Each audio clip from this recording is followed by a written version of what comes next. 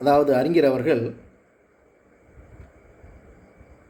Syria நாட்டைச் சேர்ந்த Allama Abdul Fatah அபுகுத்தா ரஹிமுல்லாவுடைய சஃப்ஹாத் மின் சபருல் உலமா இந்த ஷதாயிதுல் இல்ம் வ தஹ்சீன் என்ற புத்தகத்தை படிப்பதற்கு மிகவும் வலியுறுத்துகிறார்கள். ஷேக் அஹமது சையத், ஷேக் அப்துல் அல் உஜேரி, ஷேக் அப்துல் ரஹ்மான் ஷெஹ்ரி போன்ற அறிஞர்கள் எல்லாம் இதை பல தடவை 7 தடவைக்கும் அதிகமாக படித்ததாகவும் அதனூடாக அவர்கள் மன தூய்மையை, அந்த இஹ்லாஸையும் குறிப்பாக தஸ்கியாவையும் அவர் அடைந்ததாக, ஜுஹதை அடைந்ததாக அவர் சொல்கின்றார்கள்.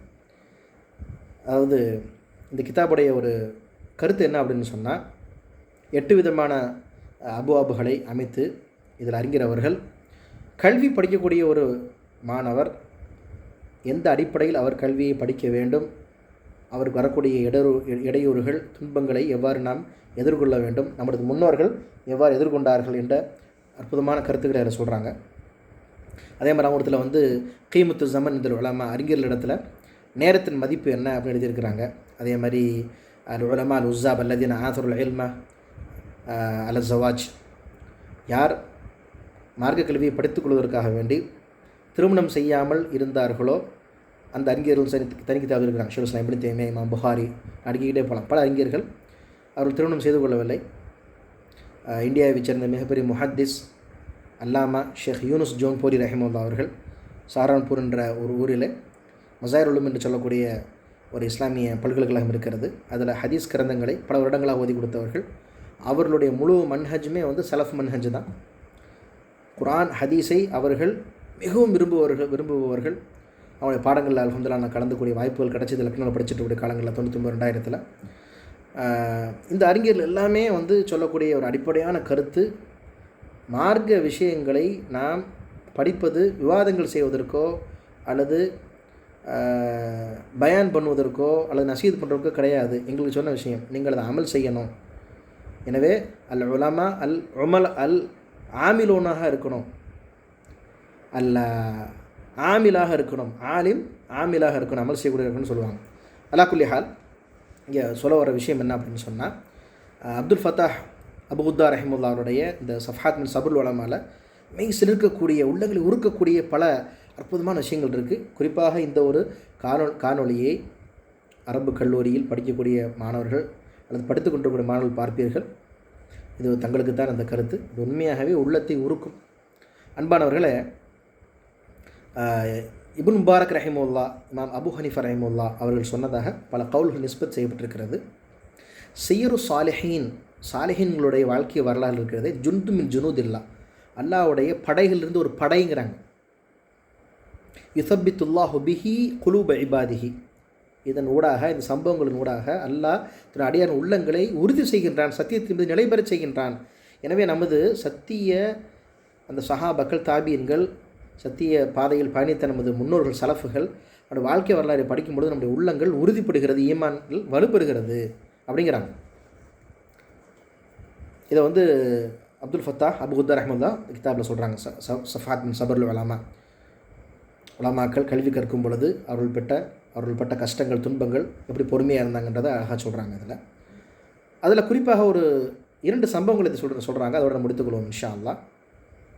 அதாவது அந்த புத்தகத்தில் ஒரு மார்க்க கல்வியை படிக்கக்கூடிய ஒரு மாணவர், அவர் சுகபோகத்தோடு படிப்பதா அல்லது கஷ்டத்தோடு படிப்பதா, எது சிறந்தது?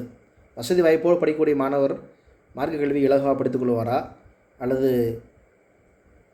ஏழ்மையோடு படிக்கக்கூடிய மாணவர் படிப்பாரா அப்படின்ற ஒரு 2 விதமான விளக்கங்களை முன்வைக்கிறாங்க. 2 மிகப்பெரிய உலமாக்களுடைய சில கிதாபுகள்லாம் சொல்கிறாங்க. முஹம்மது பின் அல் ஹஸ்ம் போன்ற முக்கியமான அறிஞருடைய கருத்துக்கள், குறிப்பாக தஷ்ரீஃபு அல் கனி அல் ஃபக்கீர், தஷ்ரீஃபு அல் ஃபக்கீர் அல் கனி என்ற தலைப்புலாம் புத்தகம் எழுதியிருக்கிறாங்க. அலாக்குல்லி ஹால், விஷயம் என்ன அப்படின்னு சொன்னால், அறிஞர் அவர்கள் சுஃபியான் இப்னு உயைனா ரஹிமஹுல்லா அவர்கள் உடைய ஆசிரியர் நாம் சுஃபியான் தௌரி அவர்கள் மார்க்க கல்வியை படிக்கும்போது அவர்கள் பட்ட கஷ்டத்தை சொல்கிறாங்க. பல நாட்கள் பட்டினியாக இருந்திருப்பாங்களாம், பசி பட்டினியாக இருந்திருக்கிறார்கள், உணவு உண்ணாமல். அந்த சமயத்தில் ஒரு நாள் ரொம்ப பசி அதிகமாகிடுச்சு. அப்போ கடந்து போகிறாங்க ரோட்டில், ஒரு திருமண வீடு, வாசம் மூக்கு தூக்குது, போய் சாப்பிட்றலாம் அப்படின்னு போகிறாங்க. நம்மளை அழைக்கலையே, நம்ம எப்படி போகிறதாங்க அப்படின்ற அடிப்படையில் என்ன செய்கிறாங்க, உள்ளே போகல, திரும்பி வந்துடுறாங்க. மனதில் நியத்து வைக்கிறாங்க, அல்லாஹ்வுடைய அனுமதியோடு நாம் எதையுமே செய்ய வேண்டும், முறைகேடாக செய்யக்கூடாது, இதெல்லாம் நம்முடைய இல்மை பாதிக்கும் என்ற நியத்தில் வர்றாங்க. தன்னுடைய மகளார் வீடு வருகிறது. அங்கே போய் என்ன செய்கிறாங்க, உணவு உண்டலான்னு போகிறாங்க. மகளும் பாவங்க கஷ்டத்துலேயும் ஏழ்மையில் இருப்பாங்க போல். அவங்க வந்து தண்ணியும் ஒரு காய்ந்த ரொட்டியும் கொடுக்குறாங்க. அதை சாப்பிட்டுட்டு தஜஷா அப்படின்னு ஒரு கவிதை படிக்கிறாங்க.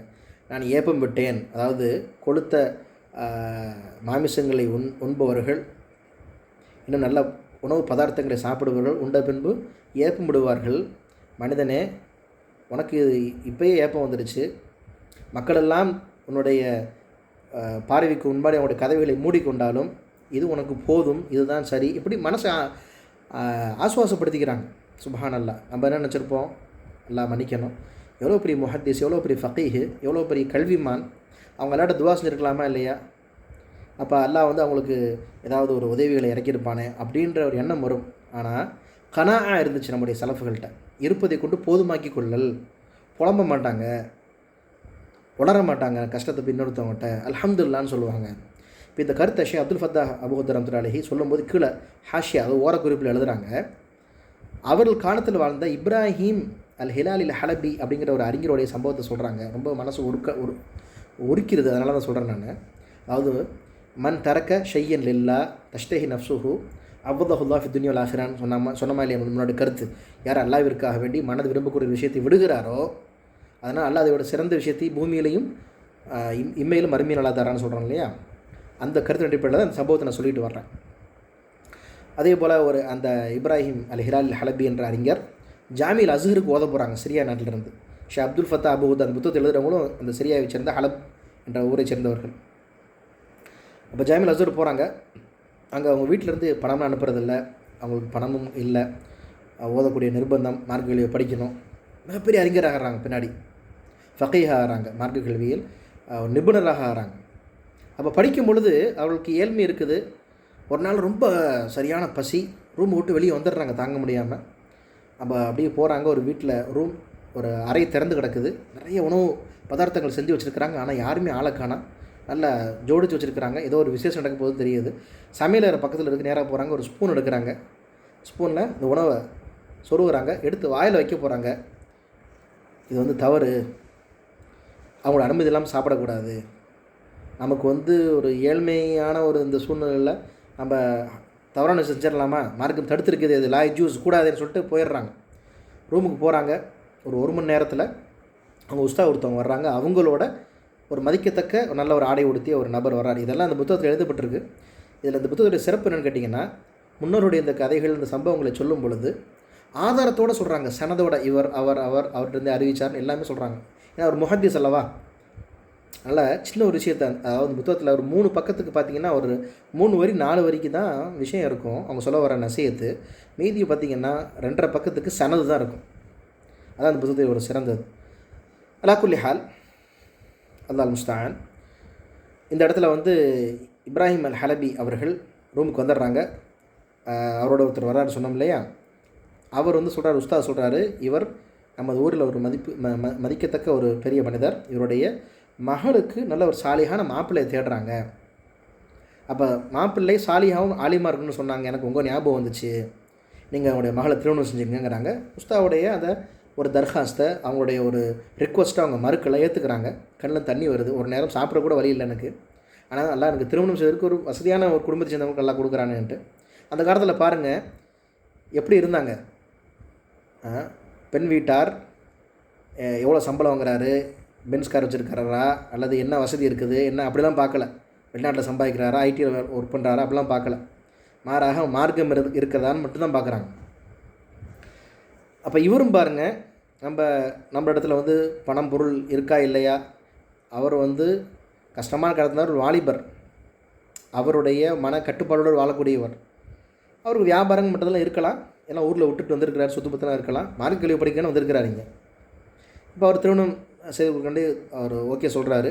இப்போ அந்த பெண்ணுடைய தந்தை அவரை கண்ணியமாக அழைத்து கொண்டு எந்த ஒரு அறையில் உணவுகள் தயாரிக்கப்பட்டு இருந்ததோ அவரை வந்து ஸ்பூனை வந்து அந்த உணவுடைய அந்த பாத்திரத்தில் விட்டு சாப்பிட்றக்கான்னு போனாங்கல்ல, அதே பாத்திரத்தை ஸ்பூனோடு கொண்டு வந்து கொடுக்குறாங்க.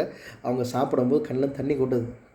யா அல்லாஹ், எதை உனக்காக நான் விட்டு தவிர்ந்தனோ என்னை முஅஸ்ஸஸாக, முக்கர்ரமாக, அரூஸாக, ஒரு மாப்பிள்ளை ஆக்கி எனக்கு இந்த ஒரு மஜ்லிஸை ஆக்கிட்டேன் அப்படின்னு சொல்லி பின்னாடி அந்த பெண்மணி பெரிய சாலிகான ஒரு பெண்மணியாக மாறுறாங்க. மாஷா அல்லாஹ். அவங்க ஊடாக பல ஃபுக்கஹாக்கள், முஹத்தீஸ்கள் நம்முடைய பிள்ளைகளாக பிறக்கிறார்கள் என்பதை புத்தகத்தில் எழுதுகிறாங்க. கடிமானவர்களே, இப்போ இந்த விஷயங்கள்லாம் நான் எதுக்கு சொல்கிறோம் அப்படின்னு சொன்னால், நமது சாலிஹீன்கள், நமது சலஃபுகள், முன்னோர்களுடைய வாழ்க்கையில் பல பிரமிக்கத்தக்க விஷயங்கள்லாம் இருக்குது. அதெல்லாம் நம்ம பார்க்கும்பொழுது தான் எப்படி அவங்க கல்வி கற்பதற்காக நேரத்தை செலவு பண்ணியிருக்காங்க, பாடுபட்டுருக்குறாங்க அப்படின்னு பார்க்கணும். இமாம் புகாரி ரஹ்மத்துல்லாஹி 20 வரைக்கும் அதிகமாக தூங்கும்போது எந்திரிச்சு பார்ப்பாங்களாம். எந்த கருத்து சொன்ன உடனே எழுதி வைப்பாங்களாம், தூங்குவாங்களாம். அவங்க தூக்கமே அவங்களுக்கு கிடையாது. இன்னும் சில அறிஞர்லாம் தூங்கவே இல்லை பல வருஷங்களாக. அப்படிலாம் கஷ்டப்பட்டு அந்த மார்க்கத்தை கொண்டு வந்து சேர்த்துருக்குறாங்க. இன்றைக்கி அசால்ட்டாக அவங்கள வந்து நம்ம குறை சொல்கிறோம், பேசுகிறோம், தவறாக சித்தரிக்கிறோம். ஒரு நபிமொழியில் வருது, டக்குன்னு ஞாபகம் வரல. லா தக்துலு அத்தீக்க ஃபின்னஹு யூக்திலு ஸலா, சேவலை நீங்கள் கொள்ளாதீர்கள், அது தொழுகைக்கு எழுப்பிடுகிறதுங்கிறாங்க.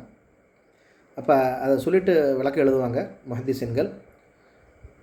தொழுகைக்காக எழுப்பக்கூடிய சேவலையும் கொல்ல வேண்டாம் என்று மார்க்கம் சொல்லியிருக்கிறது என்று சொன்னால், அல்லாஹ்வையும் ரசூலையும் காலையிலும் மாலையிலும் சொல்லக்கூடிய உலமாக்களை நாம் சபிக்கலாமா, நாம் பேசலாமா? நான் இந்த செய்தியை வந்து வலைதளத்தில் எழுதும்போது ஒருத்தர் எழுதுகிறார் கீழே, அவர் தொழுக மாட்டுறாரு, ஓத மாட்டுறாரு, அப்படி இருக்கார், இப்படி இருக்காருன்னு. பிறருடைய குறையை சொல்வதற்கு நமக்கு என்ன தகுதி இருக்குது?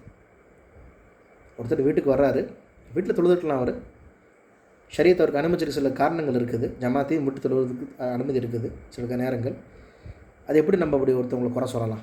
அதனால் அன்பானவர்களே, பிறரின் குறைகளை தேடாமல் நமது குறைகளை சரி செய்து மறுமையை பாழாக்கி விடாமல் மறுமையில் சிறந்த நல்லடியார்களாக அல்லாஹ் ஆகுவதற்கு எனக்கும் தங்களுக்கும் அருள் புரிவானாக.